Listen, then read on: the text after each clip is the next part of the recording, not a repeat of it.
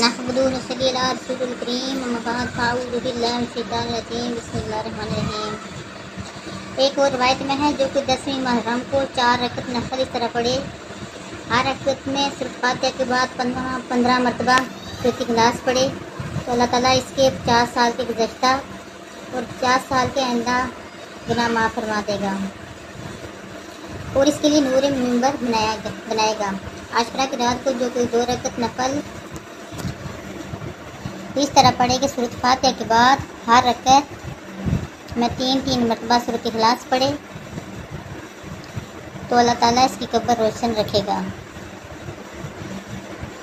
رحمت دو عالم صلی اللہ علیہ وسلم نے فرمایا، جو شخص عاشورہ کے دن یتیم کے سر پر ہاتھ پھیرے گا تو اللہ تعالیٰ اس کے لیے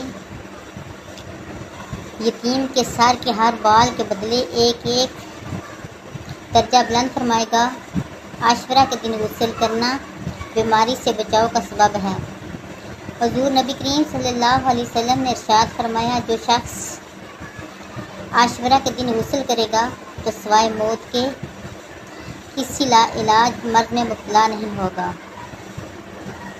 عاشورہ کے دن بیمار پرسی کرنا بھی بہت اجر کا کام ہے۔ رسول اکرم صلی اللہ علیہ وسلم نے فرمایا، جو کوئی عاشورہ کے روز بیمار کی تیمارداری کرتا ہے گویا اس نے تمام بنی آدم کی تیمارداری کی۔ حضور اکرم صلی اللہ علیہ وسلم کا فرمان ہے، جس نے 10ویں محرم کو پانی کا ایک گھونٹ کسی کو پلایا گویا اس نے تمام پیاسے انسانوں کو پانی پلایا۔ عاشورہ کے دن اپنے اہل و عیال کے لیے وسیع پیمانے پر خرچ کرنے سے پورا سال رزق میں وسعت و برکت رہتی ہے۔ رسول اکرم صلی اللہ علیہ وسلم نے فرمایا، جو شخص عاشورہ کے دن اپنے اہل و عیال پر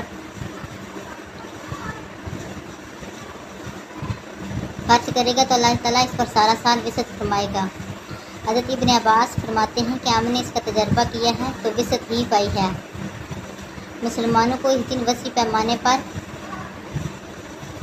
خیرات کرنے چاہیے، اس سے رزق میں اضافہ اور خوشحالی کے دروازے کھلیں گے۔